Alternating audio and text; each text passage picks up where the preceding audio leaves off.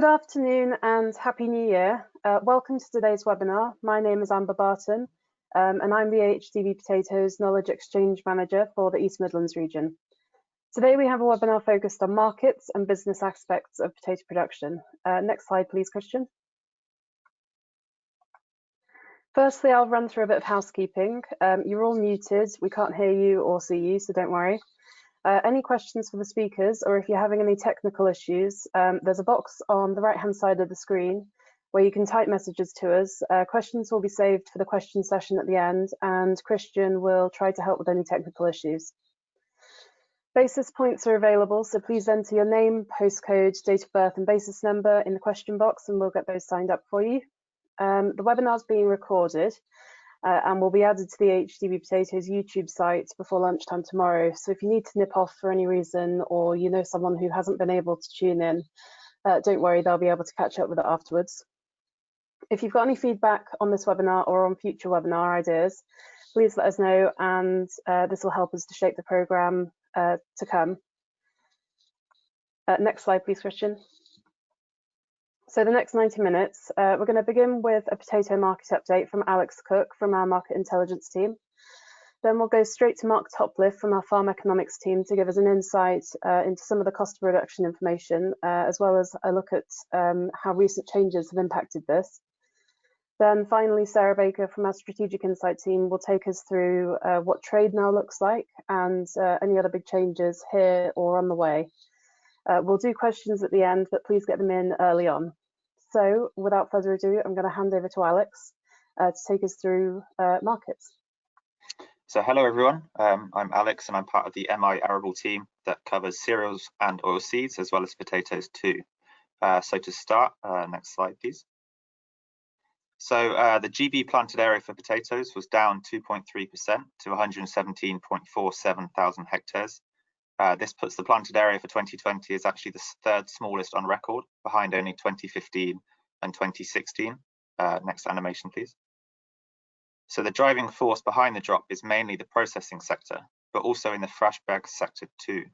Almost all of the processing area is contracted, and with processors getting hit badly by the closures to food service sector in the lockdown back in March, this is not hugely surprising to see.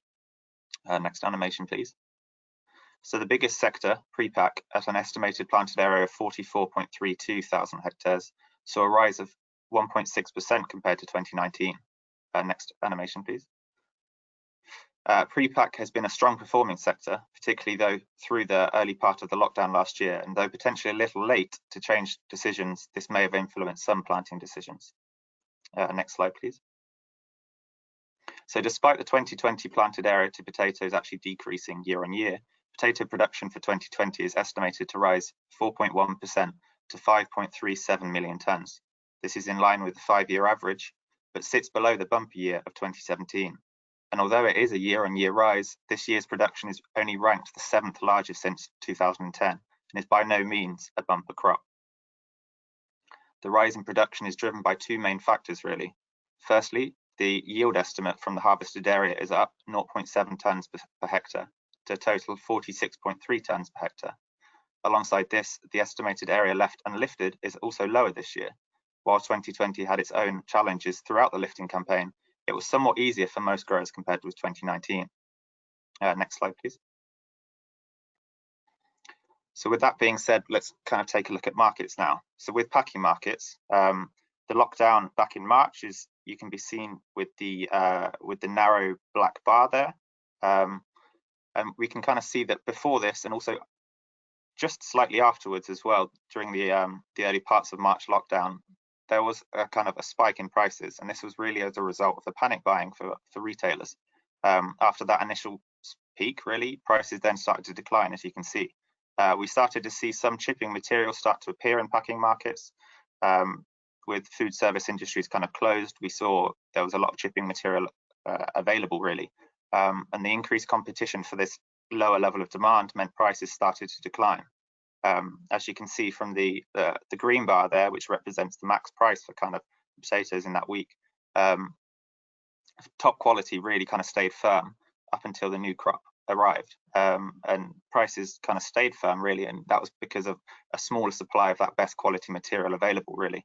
And then just after the season change over there, represented by the second black bar, new crop supplies were kind of met by a level of old crop tonnages that were still around, and they were still kind of moving to packing markets, and so prices kind of fell back in line really to kind of that June level. Also, the government Eat Out to Help Out voucher as well meant food service demand kind of came back, and that kind of replaced some home cooked meal occasions really. So demand kind of fell a little in packing markets. Now into kind of where we are recently, autumn and winter, the median was sitting around 50 to 60 pounds lower than the median last year, and this is really kind of due to a reduced free buy demand. An increase in contract supply available as well meant that contracted material was pretty much able to take care of most of the demand throughout this period. However, we did kind of see towards the end of the graph there, you can kind of see that packing prices did actually pick up ahead of Christmas as well, especially for some retail markets. Next slide, please. So throughout 2020, this is a look at kind of processing prices specifically for Maris Piper. Maris Piper was much more the kind of the favourable variety for processing free buy. We were able to kind of report a free buy price more often than not really for Maris Piper than actually for whites as a whole. This is likely in part due to its name, Maris Piper holding high regard amongst consumers in retail processing. This is particularly for products such as soups, maybe ready meals and other processed meal options as a whole. Throughout the March lockdown, which is represented by that kind of that red bar, we saw a complete loss of market, with contracted material taking care of demand pretty much. This is partially also occurred during the summer months, represented there by the black bar, and you can kind of see the lack of prices reported there. And that's with there was a lot of old crop material that kind of hung around and was also kind of making its way into processing jobs really where possible. Since then, over autumn and winter, median prices have kind of found a level around this £70 per tonne mark, though the majority of the volume is still nearly all contracted. So there's a lot less movement on free buy markets than there was last year for Maris Piper processing. Next slide, please. So now looking at kind of chipping prices.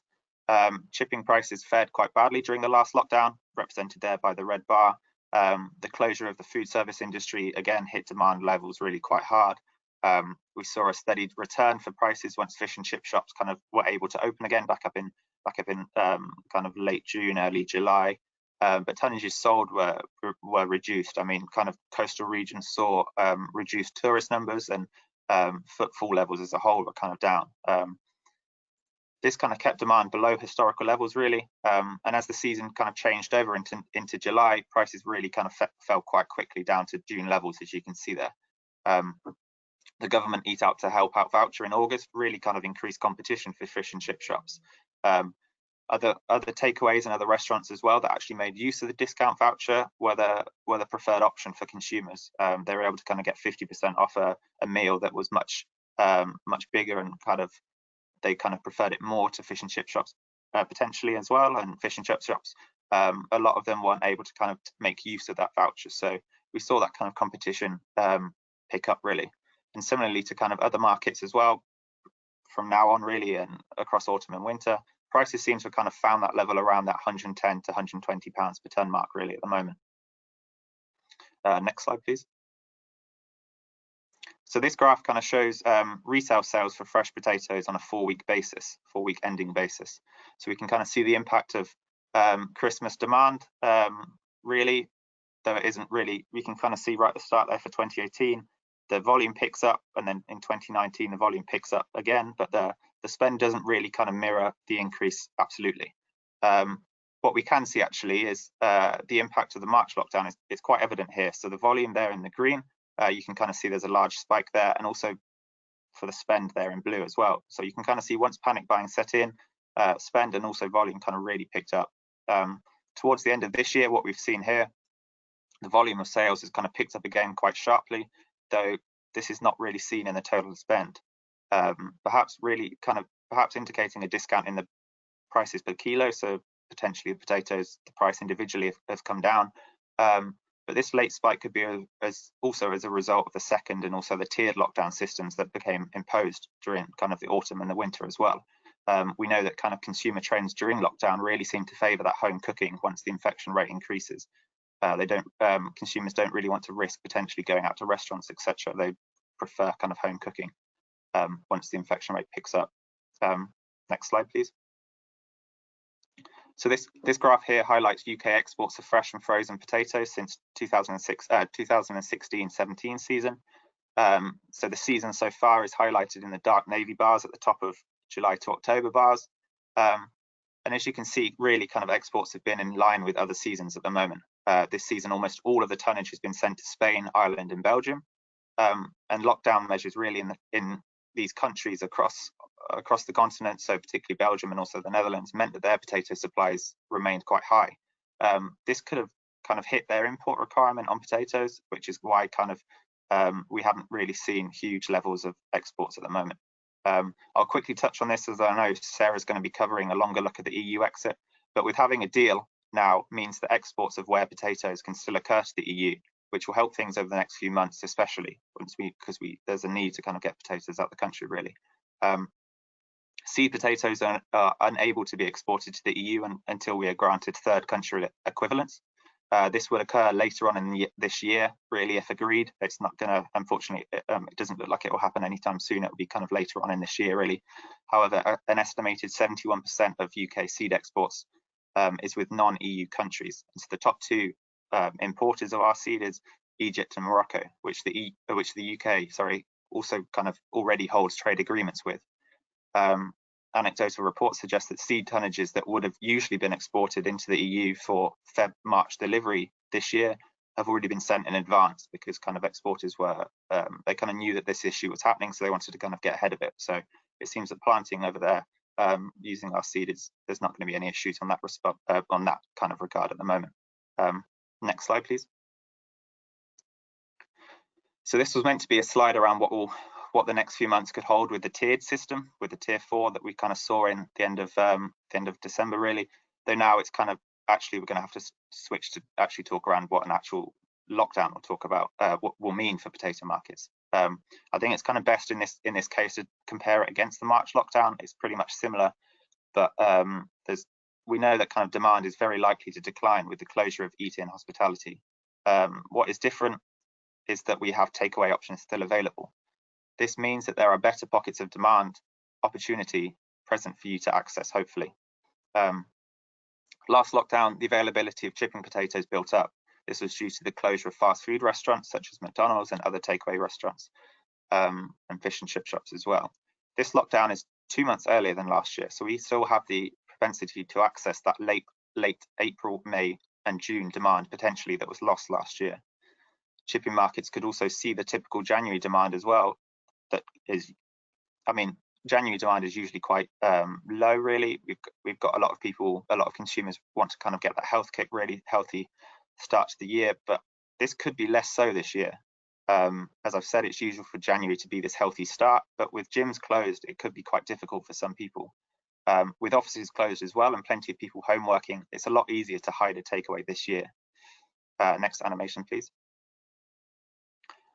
So with this lockdown, similar to March, the education sector is closed once again. And what we saw then was a hit on processing demand, the kind of jobs that supply school canteens, etc.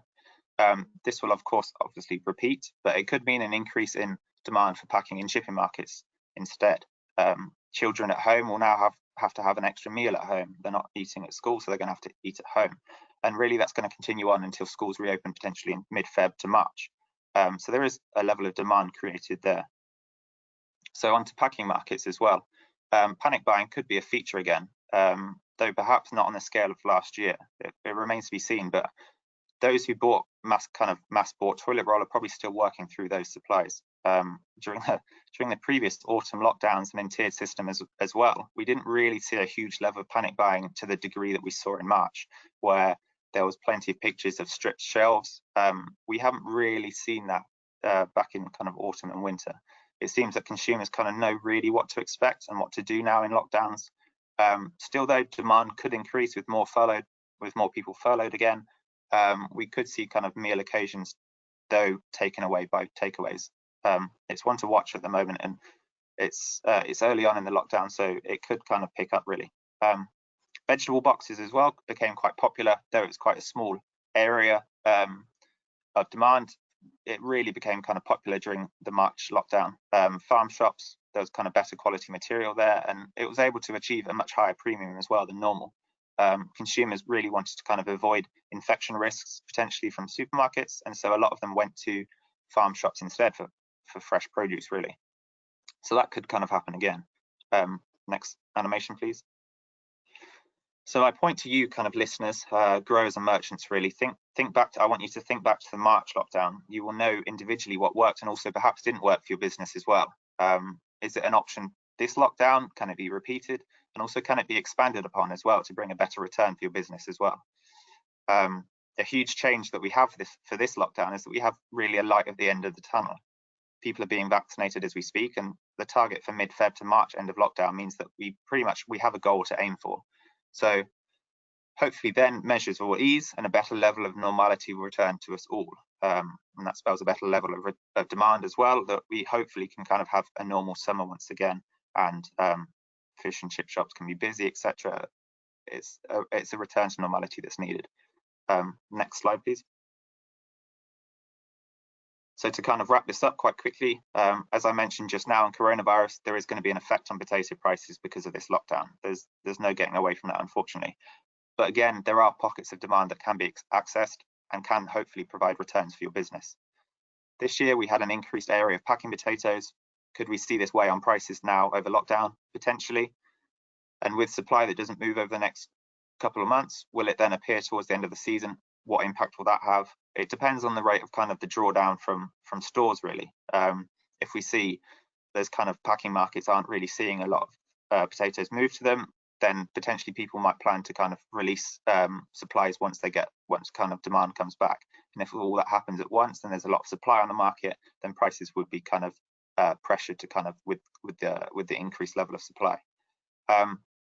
It's one to watch, really. So to finish, we have the first Potato Weekly of 2021 coming out on Friday, which we can kind of start to see the post-Christmas effect on prices with commentary too.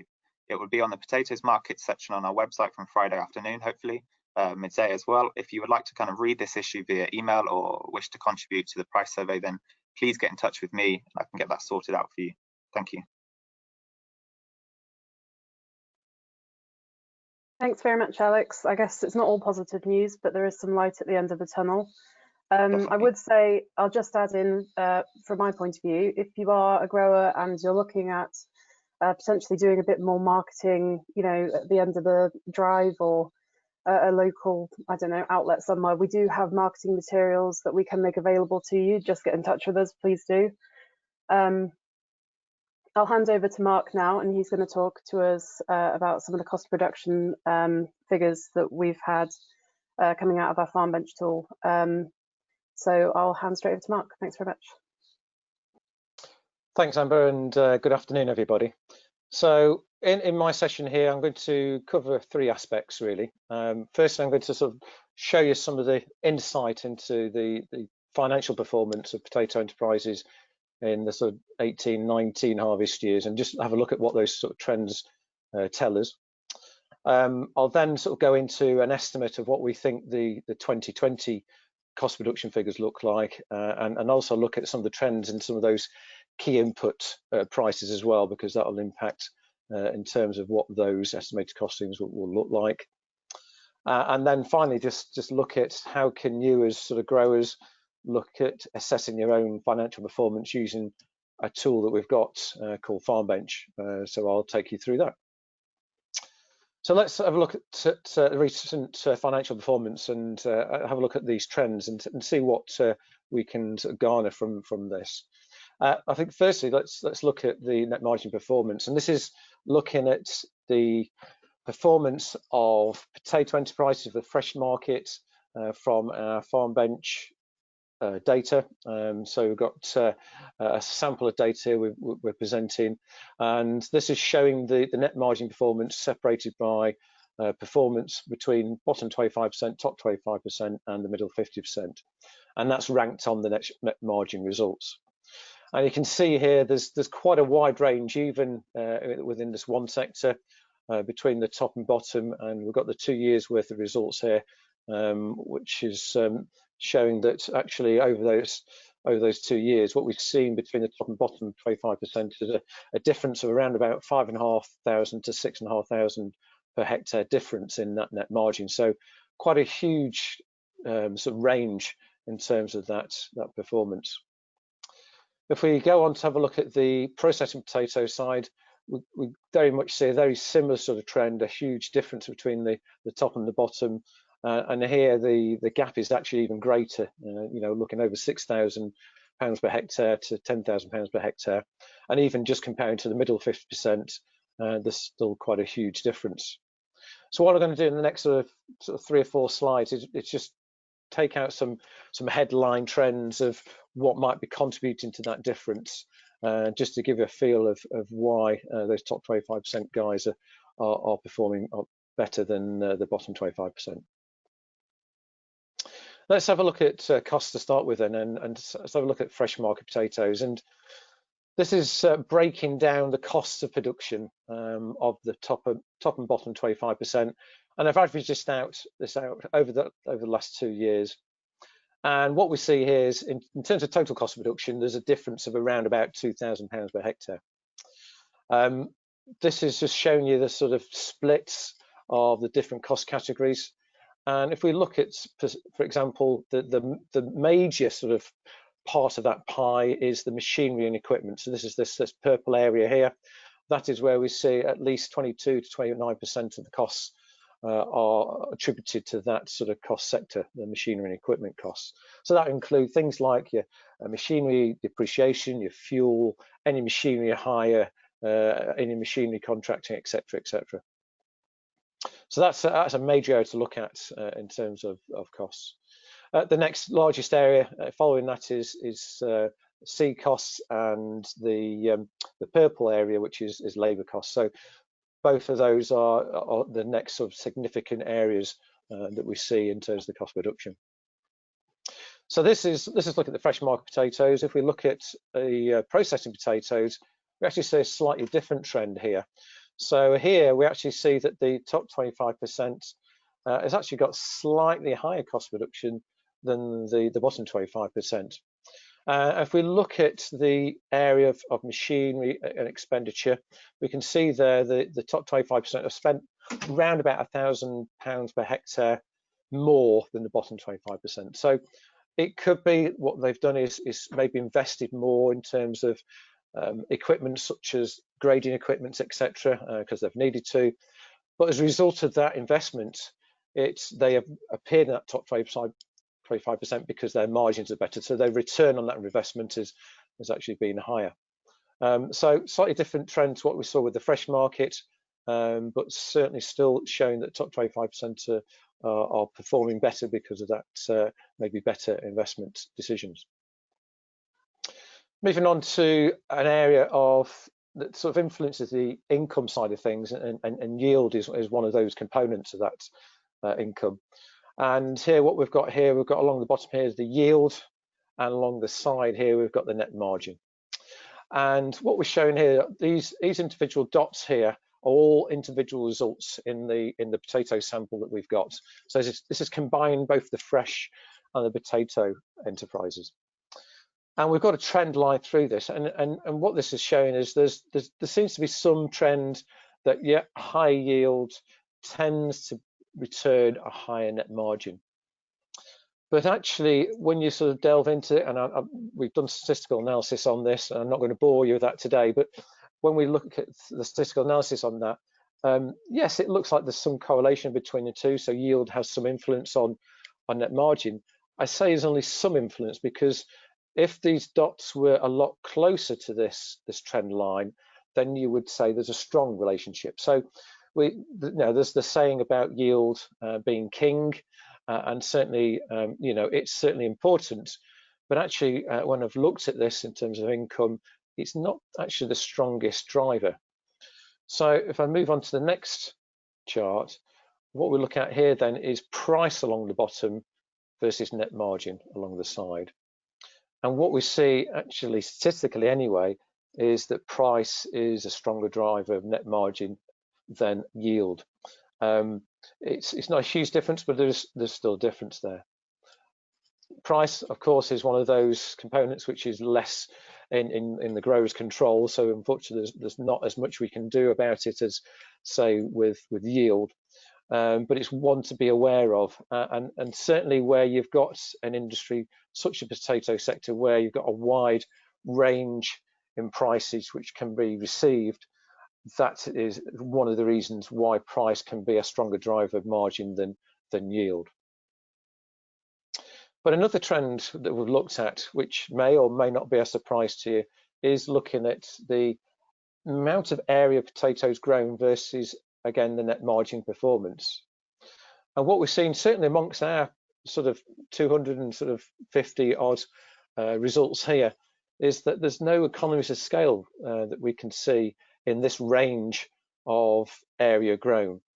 So increasing the area of these potatoes grown doesn't necessarily see in this, and certainly in this sample, the increase in net margin. So there's no benefit being seen through spreading those costs over a wider range of area. So again, maybe a surprise. Do put your comments and thoughts maybe in the chat box in terms of whether you think that is something you would see. But that's certainly what our data is showing at the moment. So let's have a look at, let's bring it more up to date. I'll have a look at more the most recent trends. And what we're going to do is start with the key arable input price trends. So DEFRA on a monthly basis publish an index to show a trend in the prices of some of the key inputs and also some of the key outputs as well. We're just going to look at these 5 key input areas: fungicides, herbicides, seeds, fuel, and fertilizers. So we're going to look after over the last couple of years to the latest data which is available, which is October this last year. And I say it's an index of the trend in the price of the products for these inputs. So let's start by looking at fungicides and the trend in that.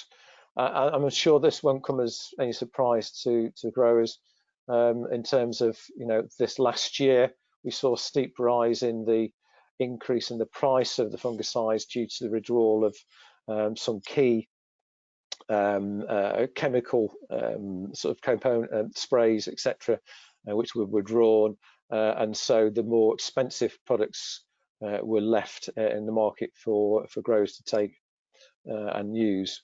And similarly with the herbicides as well, we've seen some significant increase in the price of those sprays, which are now left in the market price to buy. In terms of seeds, that's been more steady. Does tend to alter with the availability and the supply that's around. But in terms of this is all arable seeds, so not just potatoes. Generally, we've seen it's very steady over the last sort of couple of years.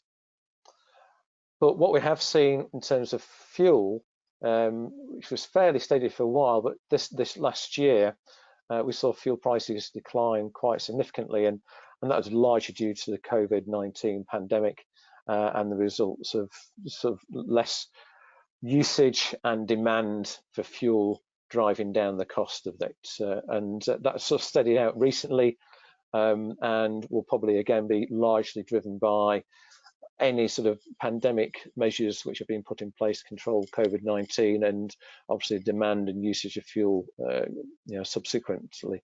So we may well see this year fuel prices increase again once normality, and hopefully we'll get back to normality later this year. Similarly, we saw sort of downward trend with fertilizers, partly driven by energy prices falling as a result of the COVID-19 pandemic. So fertilizer prices came down, and that's again sort of been quite significant.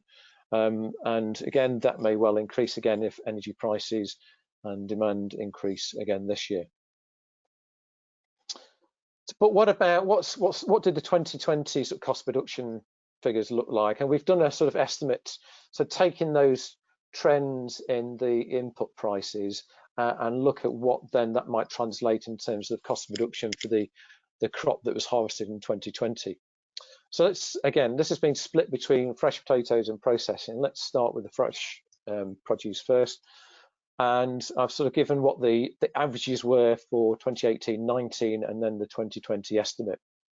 So on a per hectare basis, what we've seen is actually overall an increase in price, not a huge amount, but there's a bit of an increase in price there. So some of those increases in the chemicals, the sprays, has come through that, but some of that has been mitigated by the lower fuel and fertilizer prices. So it's seen some increase, but maybe not as much as expected. When we look at it on a per ton basis, we've seen a sort of notable decrease in the estimated costs, largely because of the better yields that we've seen in 2020 compared to 2019. So that has managed to sort of spread those costs and reduce them on a per ton basis. What about processed potatoes?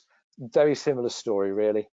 Again, we've seen an increase in the costs on a per hectare basis, and similarly, the pound per ton costs are lower because of the higher yield seen in 2020. So that's sort of bringing it up to date. So knowing that and having that information, and now trying to sell the sort of 2020 crop of what you've got left to sell, you know, and the sort of, you know, the sort of warnings that Alex gave about the possible, you know, impacts on prices this year, it sort of re-emphasizes how important it is to really know your cost of production and knowing whether you'll be able to cover your costs through prices which are going to come along in this sort of early part of the year. And AHDB does have a tool which enables you to assess your own costs and look at what your cost of production are, and even look at those margins as well. And that tool is called Farm Bench. So you may or may not have heard of this tool, but why would you want to know those costs of production? Well, as I've sort of shown in the previous slides, you know, some of those input prices have moved and the costs have changed significantly in recent years. So, you know your cost of production will know whether you can make a margin still on those costs for the prices that you'll be getting under your contract or on the spot markets. So can you cover whatever your contract or market prices will give you? You'll be able to then also look at whether you can afford that rented land if you do that, and then making sure that the investment in that can be returned in a margin on your potato crop. But also, you know, if you're looking at investing in a new piece of machinery, how will that affect your cost of production and margins? Can it improve them? So actually improve the returns from that investment. But overall, it's just to give even more confidence, really, in making decisions around your potato business and making sure that you're making it from an informed point of view, really. So how can you do that? As I mentioned, really, we've got the Farm Bench tool, and Farm Bench is a web-based tool. It's live. You can go into it any time, and the great thing about it is because it's live, it's web-based, the latest version is always available. So there's always improvements being done to Farm Bench. There's always requests and developments being done to make it better, and so that's always there, ready to go, and for you to access as and when they are rolled out. Of course, it's free and to access and use at any time, and you can use it at any time, really. So the way that you can access it means that you don't have to sort of put in all your figures at once. You can put some of your figures in, save it, go away, do something else, come back another day, maybe update those figures, put in some more, save it again. So you can do it as and when you've got the time to do it. And also Farm Bench covers, as the name suggests, the whole farm. So you can put in other enterprise data as well. So if you've got other arable enterprises, maybe even livestock as well, you'll be able to put those in to see how those compare. So what can actually Farm Bench offer you? And I've just given a sort of a snapshot here of a report. So once you've put in your figures, then you can get a report similar to this. So you get your figures here, and then you can compare against the peers that are in that tool. So you've got top 25%, middle 50%, and bottom 25%, and you can see then where your costs are better or maybe just need improvement. It just gives you that comparability, and that's available as soon as you've put your costs and your figures in. Basically, you can get that straight back, and that's all done anonymously as well. So you're not exposing your figures to the other people who've put their figures in. It's all done on an anonymous basis. But the other nice thing is that you can also select what you want to compare against. So you can compare against national figures if you want to. You can even choose the regional figures. So where you're living, if you're in the east of England or in Scotland, you can look at that in particular if that's what you want to compare with, to get it on a like-for-like basis. But be rest assured, any of the figures that are in these benchmarks are all validated and approved before they're made public to be able to compare against. So if you are wanting to get involved and are interested in that and putting your figures into FarmBench and getting out something that allows you to compare how you're doing, then do get in touch. There's lots of help on hand as well, so you're not sort of left alone to do it. We do have our local benchmarking knowledge exchange managers, and we've got details of those on the website, so you can look those up and give them a ring or email them to sort of help you through the process. We've also got a dedicated helpline as well, which again can be accessed via email or phone. And we've got various guides and videos that you can access and look at your leisure to just give you some insight into how to use the tool. But the other great thing we've got all around the UK really are local discussion groups, and a lot of people, growers and farmers, get a lot out of those discussion groups and looking at comparing themselves with people in their own locality. And they can do that anonymously, or they can be open about it. It's really down to those discussion groups in terms of how they want to lead that. But if you are interested, do contact us. Here are the details on the web, on the PowerPoint here, and yeah, get involved and look at getting your figures into there and making more informed choices. And that's it from me. Thanks very much. Thanks very much, Mark. Some really interesting information there, and probably actually a few surprises for some people. We've had a couple of questions coming in. I'm going to save most of them to the end, but I was just going to ask Mark if you could let us know whether or not storage costs are included in your figures that you've been presenting to us today. Yes, there are storage costs involved in those figures, yeah. Okay, perfect. We'll come to the rest of the questions at the end. So thanks again, Mark, and I'll hand over to Sarah. Thank you, Amber, and good afternoon, everybody. I'm Sarah Baker, a Strategic Insight Manager at AHDB, and my role is to really examine the big issues in terms of trade and policy that are going to affect the industry going forward. Next slide, please. So, as you'll probably be aware, we have reached an agreement with the EU, which came as a huge relief. It went up to the wire, not unexpectedly, not entirely unexpectedly, so we didn't know until Christmas Eve. But I can say, as somebody who's been pretty close to the issues over the last 4.5 years, that I certainly breathed a huge sigh of relief when we did reach a deal. So we have full tariff-free and quota-free access to EU markets, and that's reciprocated. They have access to our markets. There are still some issues, and I'm going to go through some of those issues in today's presentation. The first of it is it's important to remember that we're now trading with the EU as a third country, so we'll bear that in mind. There are also a number of countries that we can't export to at the moment that require phytosanitary agreements to trade. So certain countries where the continuity agreements haven't yet been agreed, and or they haven't accepted our standards as equivalent to their own, and they're listed here for potatoes. I won't read them out to you. You'll be glad to hear that for ware potatoes, the EU is now a country that we can export to, as Alex alluded to, but for seed potatoes at the moment we can't, and that is due to these phytosanitary standards. Now, the EU Commission are meeting at the end of January to discuss this issue, and with the sort of the goodwill, the mood music, if you like, that has come from a successful conclusion to the negotiations, that's looking as if it will be resolved. But as Alex says, we have no timeline on that. Next slide, please.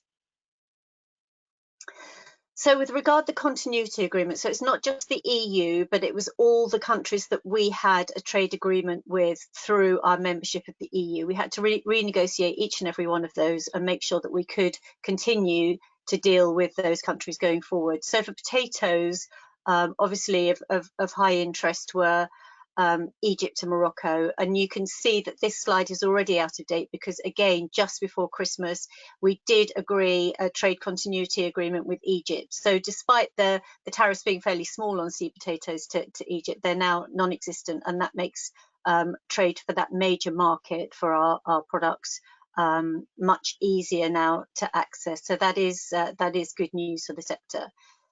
Next slide, please. So we did some work, and I'm for once glad to say that at least half of the work that I've done over the last 2 years wasn't needed. So we did a huge amount of work in preparation for no deal, but we also examined the possibility of a full and comprehensive deal, and therefore we've got results for both. And you can see the price changes here. We did sort of, if you like, dodge a bullet in the fact that we did reach an agreement, because despite the fact that you can see here under WTO tariffs there was an opportunity for some processing potato to displace imports, that may or may not have materialized depending on the level of investment that was available here in the UK. And with the COVID complications, you can see that we're going into every likelihood that we're going into another recession. The economy will definitely slow down. The eating out market is sort of shuddering to a halt once again, and so that investment may not have been realised. But what we do have for potatoes is that trade friction. Now, coming back to my initial comments about trading with the EU as a third country, before, as part of the single market, whether you moved potatoes within the UK or whether you moved them within the EU, it made very little difference. But now we have to have this third country certification, which means additional paperwork, additional inspections, additional health certification and that sort of thing, and that adds cost. Now, because we're a net importer, what that means is that the cost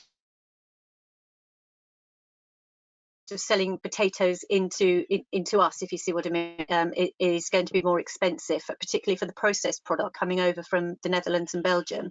So there's an opportunity, still a small opportunity for price rises, particularly for those growers that can grow the processing varieties, to take advantage of that slight price rise that is purely down to trade friction.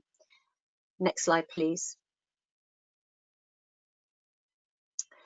Just wanted to have a brief word about ELM and agricultural policy. Now, as we know, the direct payments are going over a period of 7 years. So this is the agricultural policy transition period, slightly confusingly, not the trade transition period. And we've known for some time what's going to happen in the first year. What we now know is that up until 2024, we know the rate of reduction on an annual basis. So from later this year, we're already in 2021, from your payment this year, the initial reductions will start. And by the end of 2024, depending on how much you get in terms of direct payments, if you're in the sort of 30 to 50,000 range, you will be getting about half of that by the end of 24. And if you get significantly more than that, you'll be getting significantly less than half. So substantial reductions, you know, in the region of 50% and above by the end of 2024. If you want to calculate exactly what that means for your business, we have a business impact calculator on the AHDB website where you can punch in what you're receiving in terms of direct payments at the moment, and then what you will receive in 2024. Next slide, please. But I think almost more importantly for potato growers is the new ELM scheme, which we have been guaranteed will be open to all farmers, farm managers from the pilot scheme will be open later this year, application into the pilot scheme. And Tier 1 is intended to reach all sectors. So even sectors that didn't necessarily benefit hugely from direct payments in the past will be able to participate in the ELM scheme, and the mantra, if you like, is public money for public goods, and the examples of public goods in managing your soil, managing your water, managing your runoff, preventing environmental hazards and so on, are as relevant to the potato sector as they are to any other sector. So I would strongly encourage you to keep abreast of any new information that comes out on ELM. And of course, here at AHDB, we'll be working very hard, and as soon as the detail is released, we will be sharing that with you.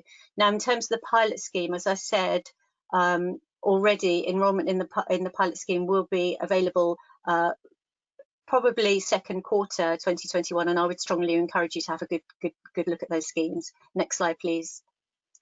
So the scheme is for England only. Agricultural policy is devolved, and therefore in Scotland you've got stability and simplicity. So they're minimising changes from the cap up till 2024, and they've got far less changes, much less dramatic reductions in direct payments. And they say that farmers and croppers who currently receive direct payments will be continued to be supported. But beyond 2024, there will be a new policy, and they are following a similar mantra. So we await more detail on that. Next slide, please. And in Wales, similarly, you've got sustainable farming scheme of restoring biodiversity. And they will be paying farmers for delivering these sustainable outcomes, but there'll be a transition period again to allow farmers to prepare. So England are sort of transitioning sooner and probably a little faster, but the general trend of direction and the thought and the mantra behind these new policies are probably broadly similar, although we will see regional differences reflecting the specific requirements in agriculture of the devolved nations. Next slide, please. Now, the importance of direct payments varies hugely by sector. If you look at general cropping, which includes potatoes, so this will be including potatoes as part of a rotation rather than specialised potato growing, they represent on average around 60% of farm business income. So that's a significant proportion of income that could potentially be lost, and it's really, really important. I would strongly encourage you, and I think Alex and Mark both touched on the business planning and your local discussion groups, to make sure that you have thought about the impact that loss of income will have on your business, and what you can do to mitigate the effects. So again, making sure that you're in that top 25% of performers, making sure you're benchmarking your costs, making sure you're managing your overheads. We saw some of the difference in cost of production, and we saw the effect of not just on yield, but also on prices. Now, prices you can't control. In general, we're price takers in this industry, but you can control your costs of production, and therefore benchmarking them with your peers and with your neighbours and your fellow producers, I would think is a really good idea at this stage when you're facing that challenge of the loss of direct payments. Next slide, please. So as I said, that the environmental land management scheme will be tiered. The tier 1 is going to be open to all farmers in all sectors. And they're very much encouraging uptake at DEFRA. One of their main thrusts, if you like, is to encourage as many participants as possible. So we fully expect opportunities for potato growers in tier 1. Tier 2, the local level, is going to require some collaboration, and that's another reason for getting involved in your local discussion groups or your local monitor or strategic farm, and having a look at how you can collaborate with other farmers and land managers to manage things like nitrate vulnerable zones and so on. Tier 3, the higher level, will be much more at a landscape level, so it'll be the rewilding, it'll be the managing uplands, it will be the sort of landscape level type projects, afforestation and so on. So probably less relevant to the individual farmer at this moment, but again, we will be releasing details as soon as we hear them. Next slide, please.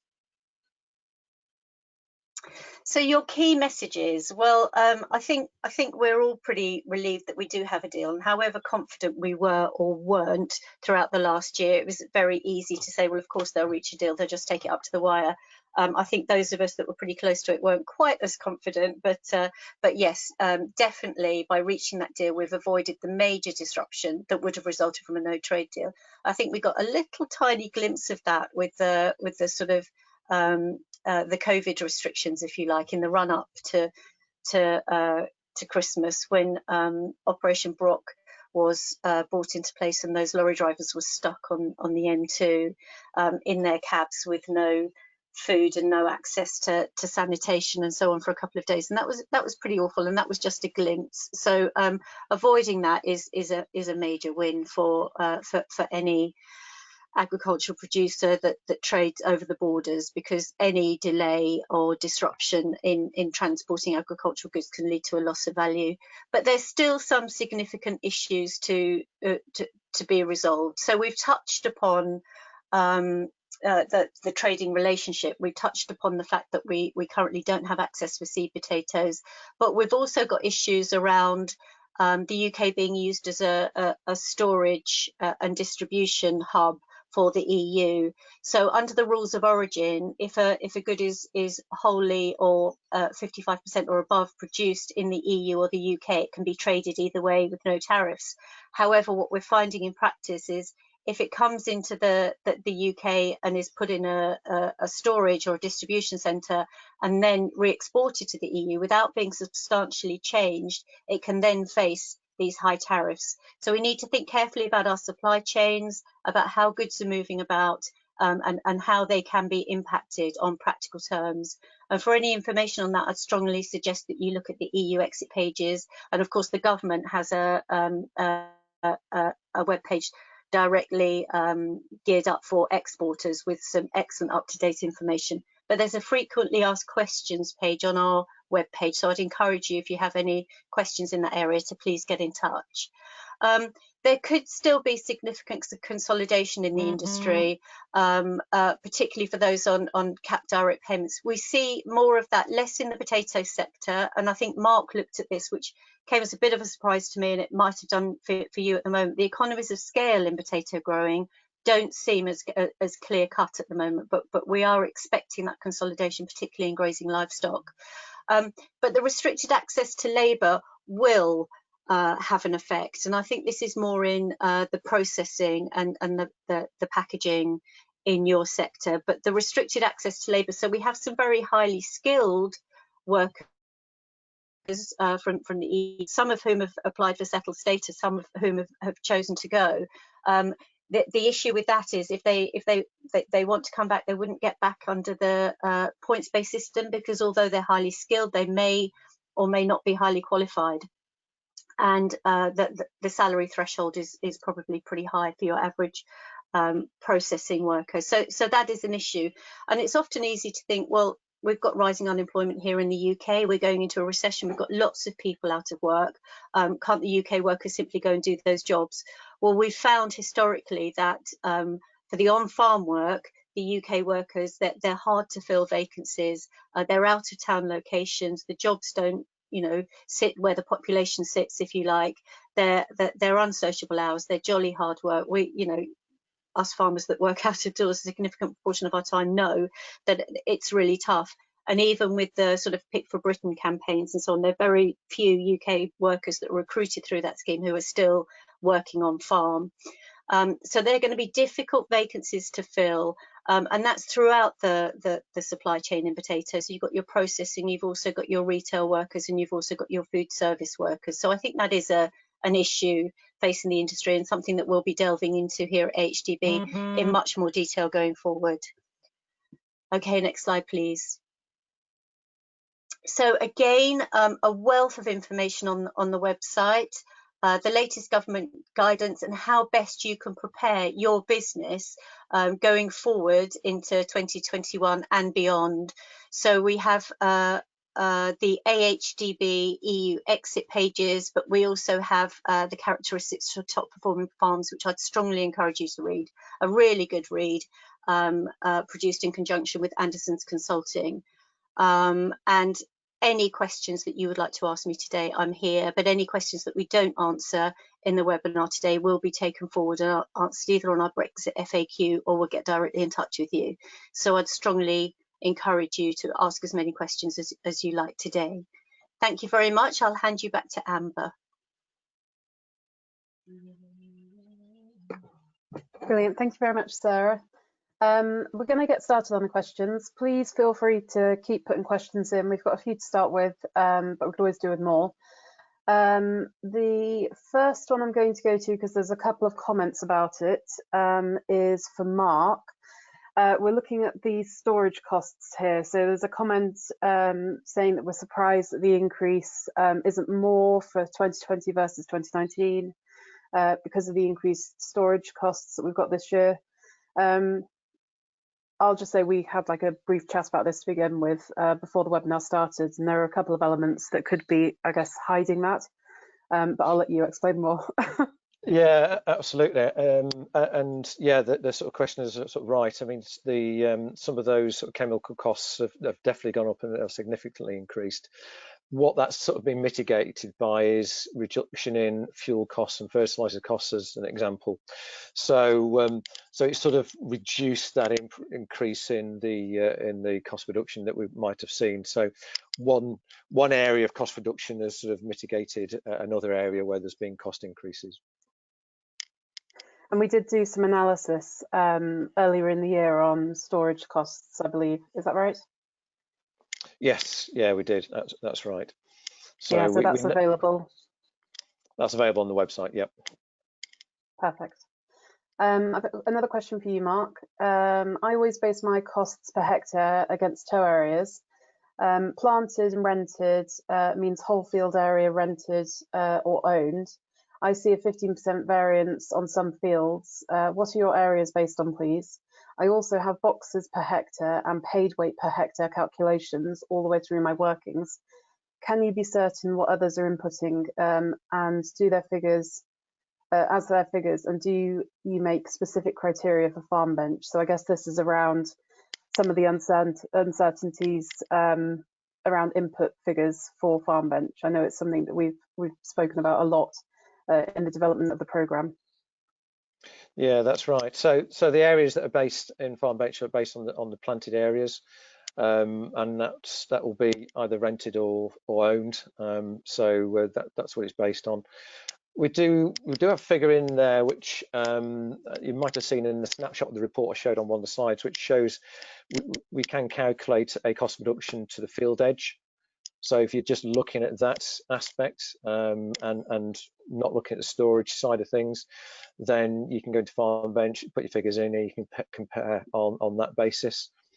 But yes, I mean, any of the figures I've put in there are all checked. So they may go through 2 or 3 different checking procedures. So some of the people that put the figures in there may be it's checked by a consultant. So actually, if you're part of a discussion group that's run by a consultant, that consultant can help to sort of validate those figures and check those over for you. But then we also have an internal validation process to make sure that figures that are in there make sense and are within reasonable bounds of what we would expect. And it's only then when it's gone through all that process that we're happy then to sort of release them into the benchmark figures to for everybody else to compare against. Perfect. Got quite a few questions about the cost reduction information. So one here about the size of the panel, the sample that was being used, Mark. Yep, so there's around about 220 sort of results in there across the 2 years. Perfect. And what are the criteria for the top 25%? Is it just done on margin, or is there anything else that goes into it? So the top 25% is based on their net margin performance. So so that's how you can rank it.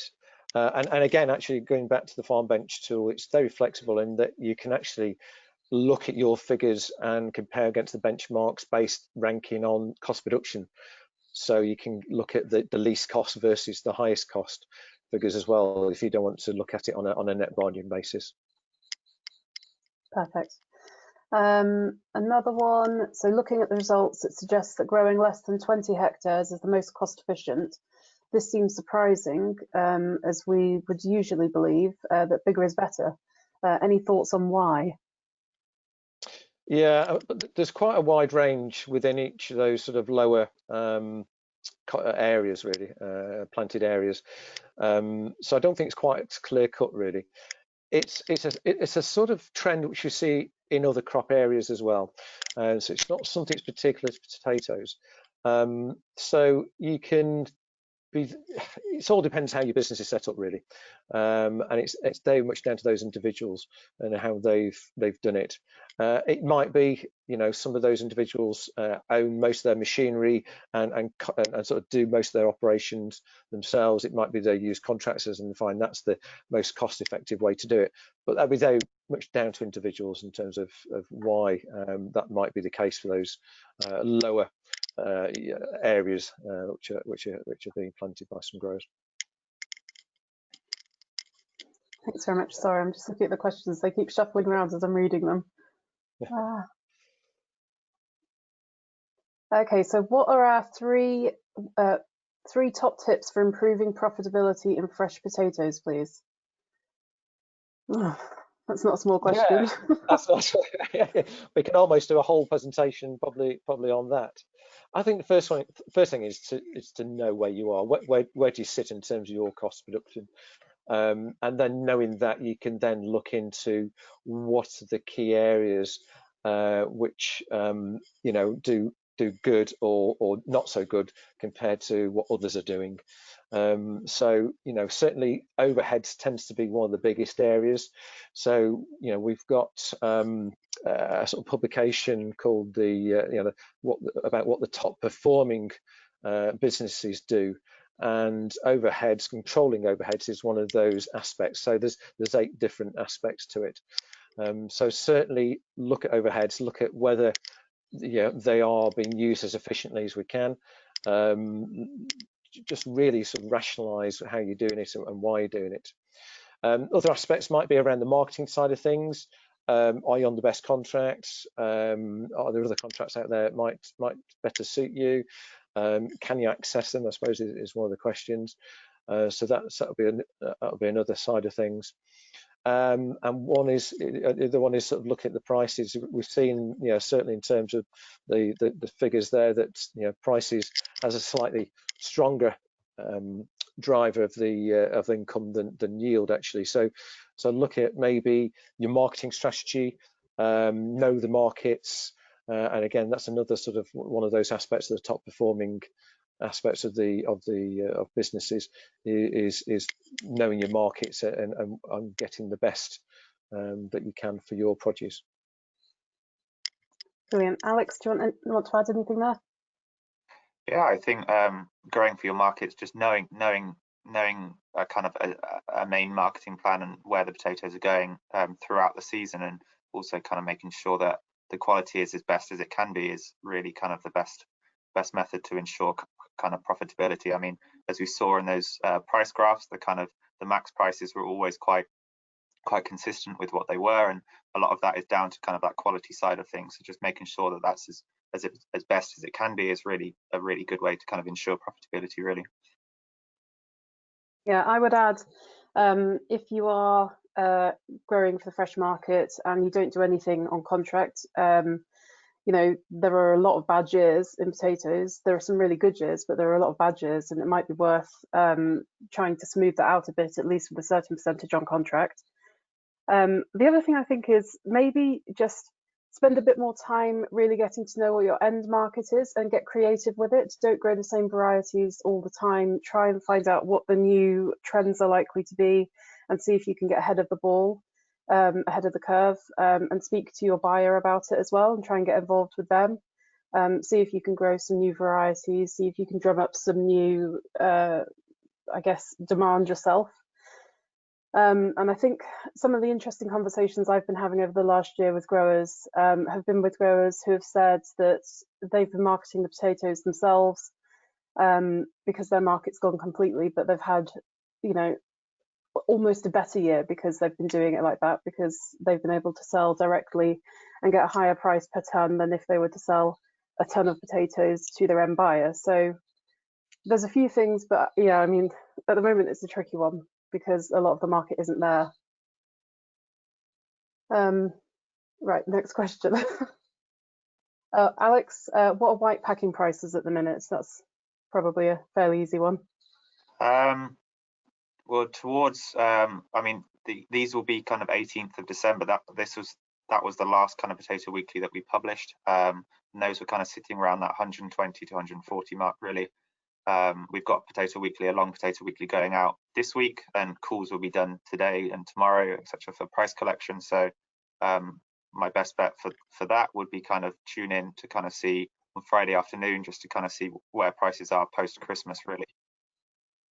Yeah, and if you're not signed up to Potato Weekly to get the price information, just drop one of us a note and we can get you signed up for it.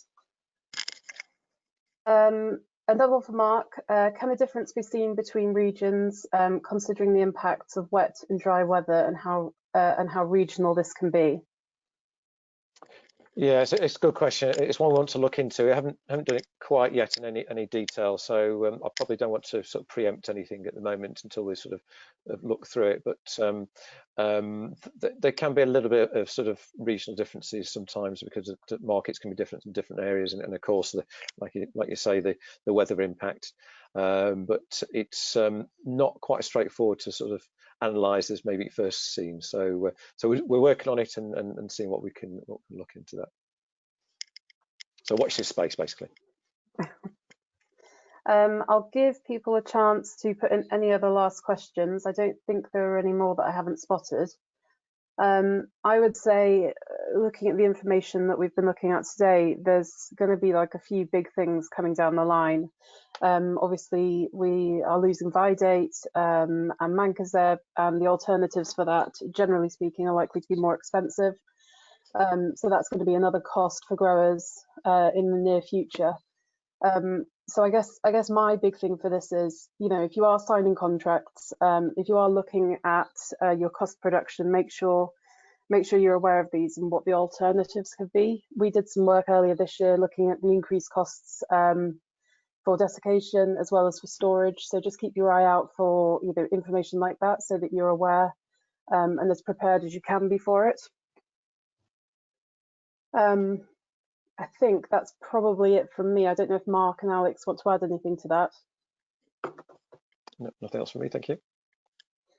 I think I'll draw it to a close there, because I think we've got through all of the questions. So a big thank you to everyone for joining in. Christian, if you just go on to the next slide for me, please. There'll be a survey that pops up at the end. If you could fill it in, that would be fantastic. This is recorded, so if you have missed it or if you want to go through it again, we've got an AHDB Potatoes YouTube page, which is where all of our old webinars are as well. So if you want to go back through any of those, they're all there, and you're welcome to. If you've got any questions, there are my details. Feel free to drop me an email or give me a ring. My contact details are littered all over the AHDB webpage, so it should be easy enough to find. The upcoming webinars not next week, sorry, the week after, 18th of January, we have our Spot Farm Results Week, where we'll be going through results from Spot Farm trials. Obviously this year we had a bit of, last year, sorry, we had a bit of a reduced programme, so we'll be touching on some of the older work as well. So please get registered and come along to some of those. And then next slide, please. I also wanted to flag the Potato Town Hall meetings, the first of which are tomorrow. So is it tomorrow? No, sorry. Is that right? February. Yeah, there should be one tomorrow, I think. Sorry, there is one tomorrow. It's just not on there. It's confusing me now. So these are, if you've got questions regarding the ballot or strategy or anything you want to talk to us about, they've been done by sector. Just so that we can get them as specific as possible, I guess, and make them as useful as possible. Please sign up and come along. We'd really appreciate the input from you and just the ability to have a chat and engage in conversation with you all. So that's enough from us. Have a good evening, and thank you very much for joining us.